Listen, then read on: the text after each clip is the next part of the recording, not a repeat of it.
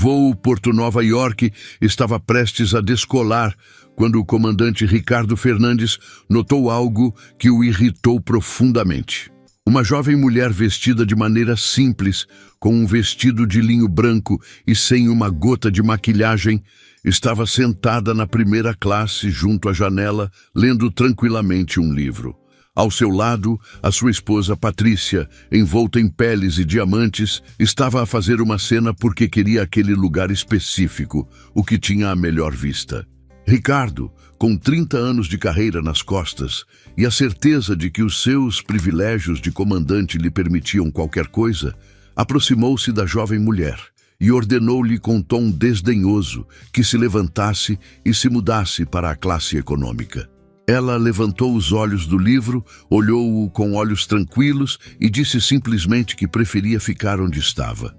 O que o comandante não sabia, o que ninguém naquele avião sabia, exceto o diretor da companhia aérea, que estava a suar frio 3 filas mais atrás, era que aquela mulher, de aspecto humilde, era Helena Rodrigues, a herdeira de 32 anos que 6 meses antes tinha comprado toda a companhia aérea, incluindo aquele avião e o contrato de trabalho do próprio comandante. Se está pronto para esta história, escreva nos comentários de onde está a ver este vídeo. Helena Rodrigues tinha 32 anos e um patrimônio de 4.000 milhões de euros que ninguém, ao olhá-la, jamais teria suspeitado. Estava sentada no lugar 2A do voo, o da janela na primeira classe, vestida com um simples vestido de linho cor de creme que tinha comprado num mercado de segunda mão em Coimbra 3 anos antes. Não usava joias, não tinha bolsas de marca. O seu cabelo castanho estava preso numa trança simples. Estava a ler um romance de José Saramago, o mesmo livro que a sua avó lhe tinha oferecido quando tinha 15 anos. Ninguém naquele avião a reconhecia e isso era exatamente o que ela queria. Helena tinha nascido rica, filha única de Miguel Rodrigues, o magnata das telecomunicações, que tinha construído um império a partir de uma pequena loja de eletrônica em Braga. Mas a sua mãe, Sofia, tinha sido uma mulher simples, uma professora primária que tinha conhecido Miguel quando ele ainda era um rapaz sem dinheiro, com grandes sonhos. Sofia sempre tinha ensinado a Helena que o valor de uma pessoa não se media pela sua conta bancária ou pela roupa que vestia, mas sim pela forma como tratava os outros, especialmente aqueles que não podiam fazer nada por ela. Quando Helena tinha 20 anos, a sua mãe tinha morrido de cancro, e essa perda marcou-a para sempre. Tinha prometido sobre o seu túmulo que viveria segundo os seus ensinamentos, que nunca permitiria que o dinheiro a transformasse numa daquelas pessoas vazias e arrogantes que povoavam os círculos da alta sociedade. O seu pai tinha morrido 5 anos depois, deixando-lhe tudo. Helena tinha chorado durante meses, não pela herança, mas pela solidão. Aos 25 anos, encontrou-se sozinha no mundo, com mais dinheiro do que poderia gastar em 10 vidas, e ninguém com quem partilhar as coisas que realmente importavam. Tinha decidido usar esse patrimônio para fazer o bem. Tinha financiado hospitais, escolas, programas de microcréditos para mulheres em dificuldades. Tinha comprado empresas em crise para salvá-las da falência e proteger os postos de trabalho. E 6 meses antes, quando soube que a Lusitana Air, uma pequena companhia aérea de luxo, estava prestes a ser vendida a um fundo especulativo que a desmontaria, despedindo 2.000 funcionários, tinha feito uma oferta que não podia ser recusada. Agora possuía 4 aviões, incluindo aquele em que estava sentada, e 2.000 pessoas continuavam a ter emprego graças a ela. Mas ninguém sabia por que Helena tinha insistido em permanecer anônima. A única pessoa na companhia que conhecia a sua identidade era Tiago Souza, o diretor-geral, que estava sentado na classe executiva 3 filas mais atrás e que naquele momento observava com crescente horror o que estava prestes a acontecer. O comandante Ricardo Fernandes caminhava pelo corredor da primeira classe com a sua esposa Patrícia agarrada ao braço. Patrícia era o tipo de mulher que Helena tinha aprendido a reconhecer e a evitar. Loira platinada, lábios operados, coberta de joias que provavelmente custavam mais do que o apartamento de uma família média. Usava um vestido prateado tão justo que parecia pintado sobre a pele e um casaco de pele que Helena esperava que fosse sintético, mas que quase de certeza não era. Patrícia parou em frente ao lugar 2A, o de Helena, e o seu rosto contraiu-se numa expressão de desgosto. Patrícia Fernandes estava habituada a conseguir tudo o que queria. Filha de um pequeno empresário do norte de Portugal, tinha se casado com Ricardo 25 anos antes, quando ele ainda era um jovem copiloto com grandes ambições. Tinha-o escolhido não por amor, mas porque tinha visto nele o potencial para lhe dar a vida que desejava. Viagens em primeira classe, acesso a eventos exclusivos, o estatuto de esposa de um comandante de linha. Com o passar dos anos, Patrícia tinha se tornado cada vez mais exigente, cada vez mais convencida de que o mundo lhe devia algo. Ricardo, por sua vez, tinha aprendido que era mais fácil satisfazer os caprichos da sua esposa do que enfrentar as suas cenas. E assim, quando Patrícia tinha apontado para o lugar 2A, dizendo que o queria, que aquele era o lugar com a melhor vista, que não podia suportar voar durante 8 horas sem ver o amanhecer sobre o oceano, Ricardo tinha acenado e dirigido-se para a jovem mulher sentada ali. O comandante olhou para Helena de alto a baixo, notando a roupa simples, a ausência de joias, o livro de bolso que estava a ler. Na sua mente, classificou-a imediatamente, provavelmente a filha de alguém que tinha juntado o dinheiro para um bilhete de primeira classe uma vez na vida, ou talvez um upgrade feliz. Certamente ninguém importante. Pigarreou com a autoridade de quem está habituado a ser obedecido. Disse-lhe que tinha havido um problema com a atribuição de lugares e que teria de se mudar. Havia um lugar disponível na classe econômica, explicou, e a companhia pediria desculpa pelo inconveniente com um bônus para um voo futuro. Helena levantou os olhos do seu livro e olhou para o comandante com uma expressão calma, quase divertida. Perguntou-lhe qual era exatamente o problema com a atribuição de lugares, dado que tinha reservado aquele lugar específico 3 semanas antes. Ricardo sentiu a irritação subir. Não estava habituado a ser questionado, especialmente não por uma passageira que claramente não pertencia à primeira classe. Baixou a voz, adotando um tom que pretendia ser intimidante, e disse-lhe que não devia fazer perguntas, que ele era o comandante daquele voo, e que quando dizia que tinha de se mudar, tinha de se mudar. Atrás dele, Patrícia sorria com satisfação, já saboreando a vitória. Os outros passageiros da primeira classe tinham deixado de falar e estavam a observar a cena com uma mistura de vergonha e curiosidade. Alguns pareciam desaprovar o comportamento do comandante, outros simplesmente pareciam aliviados por não serem eles o centro das atenções. Helena fechou o livro, marcando a página com cuidado, pôs-se de pé e Ricardo pensou por um momento que tinha ganho. Em vez disso, ela olhou-o diretamente nos olhos e disse-lhe com uma voz que não estava zangada, mas simplesmente firme, que não se ia mudar. O rosto de Ricardo ficou vermelho. Ninguém lhe tinha dito que não num avião, nunca em 30 anos de carreira.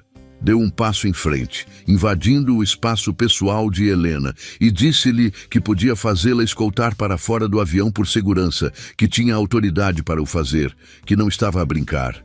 Foi nesse momento que Tiago Souza, o diretor da companhia, se levantou do seu lugar na classe executiva. O seu rosto estava pálido como um lençol. Tiago Souza tinha 55 anos e trabalhava na aviação desde que tinha 20. Tinha começado como assistente de bordo, tinha se tornado responsável de terra, depois gerente e finalmente diretor-geral da Lusitana Air. Conhecia cada avião da frota como conhecia a sua casa. Conhecia cada piloto, cada assistente de bordo, cada mecânico. E também conhecia o comandante Ricardo Fernandes, com quem tinha tido mais de um confronto ao longo dos anos devido à sua arrogância. Mas, acima de tudo, Tiago conhecia Helena Rodrigues.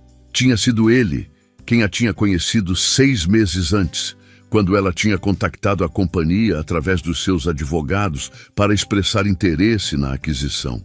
Tinha sido ele quem tinha ficado espantado quando descobriu que a multimilionária, que estava a salvar 2.000 postos de trabalho, era uma mulher de 32 anos que se tinha apresentado à primeira reunião de jeans e com uma mochila às costas. Tinha sido ele quem lhe tinha prometido que manteria o seu anonimato, que ninguém na companhia saberia quem era a verdadeira proprietária. E agora, enquanto corria para a primeira classe, Tiago deu-se conta de que essa promessa estava prestes a quebrar-se da forma mais desastrosa possível. Chegou mesmo quando Ricardo estava a ameaçar chamar a segurança. Abriu caminho entre os outros passageiros, ignorando os olhares curiosos, e posicionou-se entre o comandante e Helena. Ricardo reconheceu-o imediatamente e a sua confusão foi evidente. Perguntou a Tiago o que fazia ali. Não sabia que estava no voo. Tiago ignorou a pergunta e dirigiu-se em vez disso a Helena, perguntando-lhe se estava bem, se precisava de alguma coisa. Patrícia, que até aquele momento tinha permanecido em silêncio a desfrutar do espetáculo, interveio com voz estridente. Disse que não entendia o que estava a passar-se, que o seu marido era o comandante e que aquela mulher tinha de se mudar e ponto, que não era assim tão complicado. Tiago virou-se para ela com uma expressão que gelou o sangue nas veias de Ricardo. Não era a expressão de um funcionário que fala com a esposa do comandante. Era a expressão de alguém que está prestes a revelar uma verdade devastadora. Dirigiu-se a Ricardo com voz calma, mas firme. Disse-lhe que tinha havido um terrível mal-entendido e que devia informá-lo de algo antes que a situação piorasse ainda mais. A mulher que estava a tentar expulsar do seu lugar era Helena Rodrigues, a proprietária da companhia aérea daquele avião específico e, tecnicamente, também do seu salário.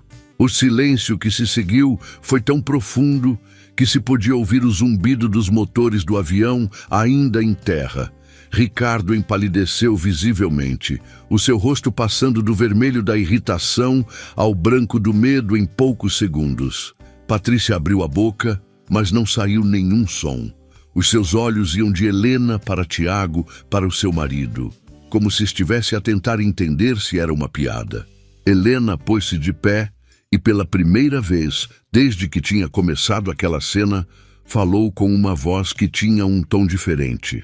Já não era a voz de uma passageira qualquer, mas a de alguém habituado a mandar, embora raramente escolhesse fazê-lo. Disse que não havia necessidade de continuar aquela conversa ali em frente de todos.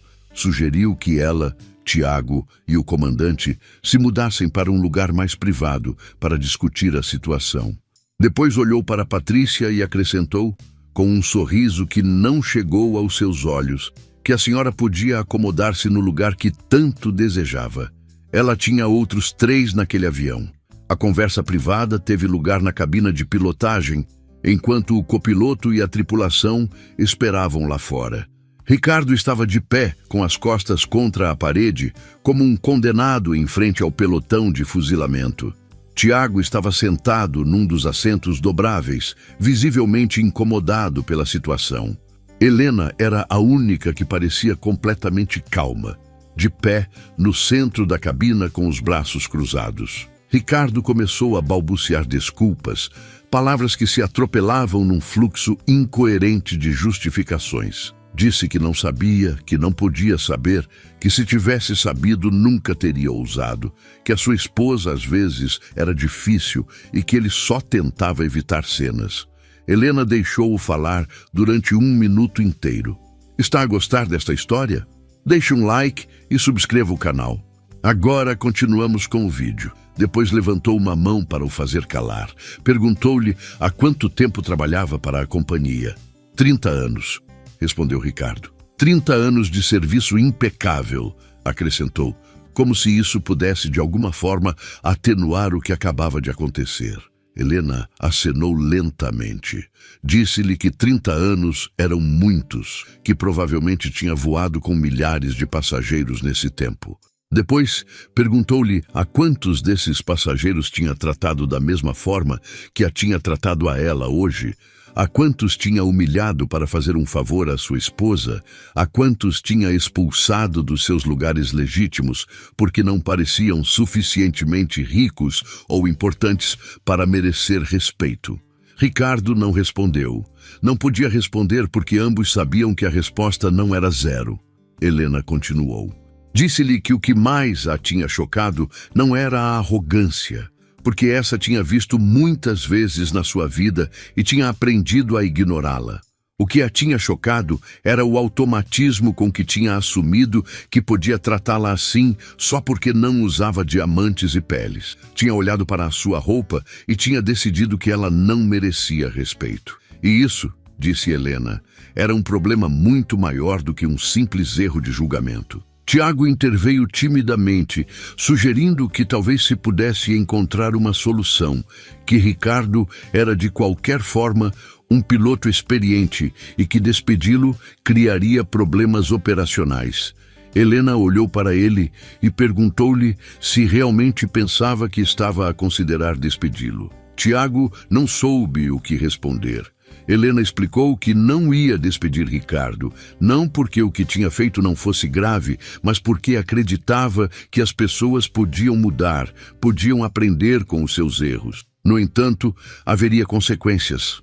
A partir daquele dia, Ricardo participaria num programa de formação sobre gestão de passageiros e sobre o respeito pela dignidade de cada pessoa, independentemente da sua aparência, e escreveria uma carta de desculpas formal, que seria incluída no seu processo pessoal.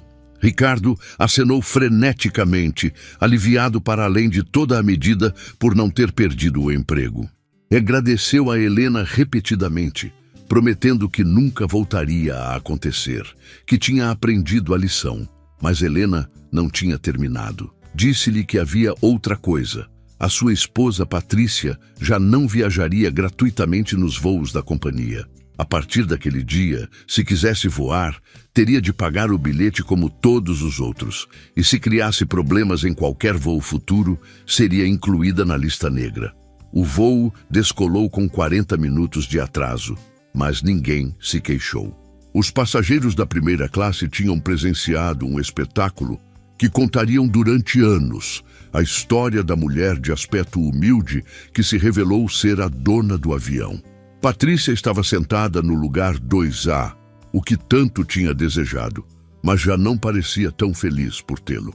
O seu marido tinha lhe contado tudo durante o atraso, e ela tinha passado da raiva ao medo à vergonha em questão de minutos. Pela primeira vez na sua vida, tinha se dado conta de que as suas ações tinham consequências, que não podia tratar as pessoas como servos e esperar que nunca houvesse um preço a pagar. Helena tinha se mudado para o lugar 4A, não porque fosse obrigada, mas porque sinceramente não lhe importava onde se sentava. Tinha retomado o seu livro de Saramago e estava a ler tranquilamente, como se nada tivesse acontecido. Os outros passageiros olhavam para ela com uma curiosidade misturada com respeito, alguns tentando chamar a sua atenção, outros mantendo as distâncias. Tiago tinha se sentado ao seu lado no lugar 4B. Pediu desculpa pelo que tinha acontecido, dizendo que devia ter avisado a tripulação da sua presença no voo. Helena disse-lhe para não se preocupar. Explicou-lhe que era precisamente por isso que sempre viajava de forma anônima, porque queria ver como se tratava as pessoas normais, aquelas que não tinham poder nem conexões. Era a melhor maneira de entender como funcionava realmente uma empresa, disse, não olhando para os relatórios financeiros, mas observando como os funcionários tratavam aqueles que não podiam fazer nada por eles. Tiago perguntou-lhe se o que tinha visto hoje a tinha desiludido. Helena refletiu um momento antes de responder. Disse-lhe que a tinha desiludido e, ao mesmo tempo, não a tinha surpreendido. Sabia que existiam pessoas como Ricardo e Patrícia, pessoas que julgavam os outros pela roupa que vestiam ou pelas joias que exibiam. O que a reconfortava era saber que também existiam pessoas diferentes, como os assistentes de bordo que a tinham recebido com um sorriso genuíno, como o rapaz que geria o check-in e que a tinha ajudado com paciência, embora ela tivesse fingido ter problemas com o bilhete. O voo continuou sem mais incidentes. Helena jantou com o menu padrão da primeira classe, recusando o menu especial que o chefe de cabine lhe tinha oferecido assim que soube quem ela era. Viu um filme, dormiu algumas horas e acordou mesmo a tempo de ver o amanhecer sobre o Atlântico daquele lugar que Patrícia tinha desejado tanto. Quando o avião começou a descida para Nova York, Helena olhou pela janela para o skyline de Manhattan que se aproximava. Aquela cidade estava cheia de pessoas como ela, multimilionários que se escondiam por trás de vidas aparentemente normais, mas também cheia de pessoas como Patrícia e Ricardo, convencidos de que o dinheiro e o estatuto eram tudo o que importava. A sua mãe tinha-lhe ensinado que a forma como tratamos os outros, especialmente aqueles que não podem fazer nada por nós, define quem realmente somos. Hoje tinha visto o pior da humanidade em Ricardo e Patrícia, mas também tinha visto o melhor no assistente de bordo que lhe tinha oferecido um cobertor com um sorriso, no passageiro idoso que lhe tinha guardado o lugar enquanto ia à casa de banho, na criança sentada algumas filas mais atrás que lhe tinha acenado sem nenhum motivo. O mundo não era perfeito, pensou Helena enquanto o avião tocava terra, mas talvez não tivesse de ser.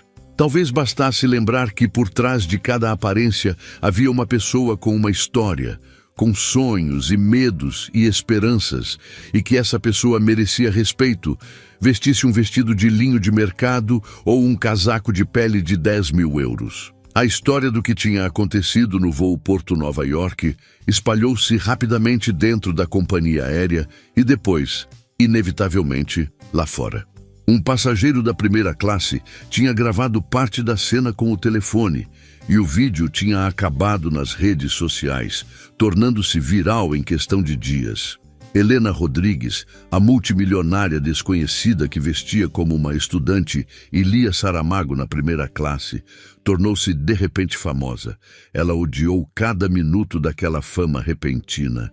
Durante semanas, recusou todas as entrevistas, todos os convites para programas de televisão, todos os pedidos de aparições públicas. Só queria voltar à sua vida tranquila, aos seus livros, às suas obras de caridade feitas em silêncio, sem que ninguém a reconhecesse na rua. Mas algo positivo surgiu de toda aquela atenção. A história da multimilionária humilhada pelo comandante arrogante tornou-se um símbolo de algo maior, um lembrete de que o valor de uma pessoa não se media pela sua aparência ou pela sua conta bancária. Escolas e empresas usaram o incidente como exemplo em cursos de formação sobre o respeito e a não discriminação. Ricardo Fernandes completou o seu programa de formação e voltou a voar. Segundo o que informava Tiago, era um homem mudado. Cumprimentava cada passageiro com a mesma cortesia, estivesse na primeira classe ou na econômica, vestisse um fato de marca ou um fato de treino.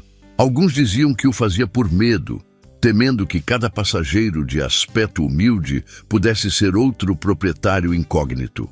Mas outros, os que o conheciam melhor, diziam que tinha entendido genuinamente algo naquele dia, algo que 30 anos de carreira não lhe tinham ensinado. Patrícia e Ricardo divorciaram-se 4 meses depois do incidente. Ela não suportava a humilhação pública, não suportava ter se tornado no símbolo da arrogância e do privilégio. Foi-se embora com um amante mais jovem, um empresário que tinha conhecido numa festa, convencida de que com ele poderia começar de novo num lugar onde ninguém conhecesse a sua história. Helena, por sua vez, continuou a viajar de forma anônima, embora agora se tivesse tornado mais difícil. De vez em quando, alguém a reconhecia, pedia-lhe uma selfie, contava-lhe quanto aquela história a tinha marcado. Ela sorria sempre, cortês, sempre disponível, mas por dentro só desejava voltar ao anonimato que tinha perdido. Um ano depois do incidente, Helena estava sentada numa pequena cafetaria em Braga, a cidade onde o seu pai tinha começado a sua aventura empresarial. Estava a ler o mesmo livro de Saramago, o que a sua avó lhe tinha oferecido e que já estava gasto por décadas de leituras. Uma empregada jovem, talvez de 20 anos, aproximou-se da sua mesa com um café que Helena não tinha pedido. A empregada disse-lhe que era oferecido pelo senhor do balcão. Helena virou-se e viu um homem mais velho que lhe sorria e fazia um gesto com a mão. Não o conhecia. Nunca o tinha visto antes. Levantou-se e foi agradecer-lhe, perguntando-lhe por que lhe tinha oferecido o café. O homem disse-lhe que a tinha reconhecido do vídeo, que tinha visto o que tinha acontecido no avião, mas não lhe tinha oferecido o café por isso, acrescentou. Tinha-lhe oferecido porque a tinha visto tratar a empregada com amabilidade, agradecer-lhe com um sorriso quando lhe tinha trazido o menu, perguntar-lhe como estava, como se realmente lhe importasse. E num mundo cheio de gente que tratava os empregados como invisíveis, disse o homem, isso era algo que merecia ser premiado. Helena agradeceu ao homem e voltou à sua mesa com o café oferecido. Olhou pela janela, pensando na sua mãe, no seu pai, em tudo o que lhe tinham ensinado. Pensou no comandante arrogante, na esposa vaidosa, no vídeo viral e na fama indesejada. E pensou naquele velho desconhecido que lhe tinha oferecido um café, não porque fosse rica, mas porque tinha sido amável com uma empregada. Talvez, pensou sorrindo para si mesma, a sua mãe tivesse razão. A forma como tratamos os outros, especialmente aqueles que não podem fazer nada por nós, define quem realmente somos. E no final isso era tudo o que importava. Esta história lembra-nos uma verdade que muitas vezes esquecemos no frenesim da vida cotidiana. A aparência nunca revela a verdadeira essência de uma pessoa. O comandante Ricardo olhou para Helena e viu uma mulher de aspecto modesto que não merecia respeito. Não viu a multimilionária que era dona do avião em que voava, mas mais importante ainda, não viu o ser humano que merecia dignidade, independentemente da sua conta bancária ou da roupa que vestia. Vivemos num mundo que nos ensina a julgar rapidamente, a classificar as pessoas segundo a roupa que vestem, os carros que conduzem, os bairros em que vivem, as joias que exibem no pescoço. Mas esta história mostra-nos quão perigoso e tolo é esse modo de pensar. A pessoa mais rica da sala poderia ser a que veste mais simplesmente. A pessoa mais sábia poderia ser a que nunca fala. A pessoa mais amável poderia ser aquela que todos ignoram porque não parece suficientemente importante. Helena ensina-nos que o verdadeiro poder não está na ostentação, mas na escolha consciente de como viver. Poderia ter viajado em jatos privados rodeada de assistentes. Poderia ter anunciado a sua presença e recebido tratamentos especiais onde quer que fosse no mundo. Em vez disso, escolheu misturar-se com as pessoas comuns, ver o mundo como todos os outros o veem, ser tratada como uma pessoa normal. E desta forma, descobriu verdades que nenhum relatório empresarial lhe teria podido revelar. Verdades sobre o coração das pessoas. Mas esta história é também um lembrete para todos nós. Não temos de ser multimilionários incógnitos para merecer respeito e dignidade.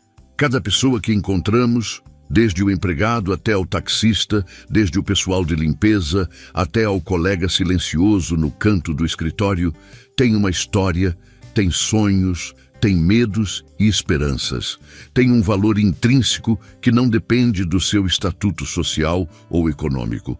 Se esta história vos recordou de olhar para além das aparências, tratar cada pessoa com a dignidade que merece e nunca julgar um livro pela sua capa, então cumpriu o seu propósito. Obrigado por terem viajado comigo até o final desta história.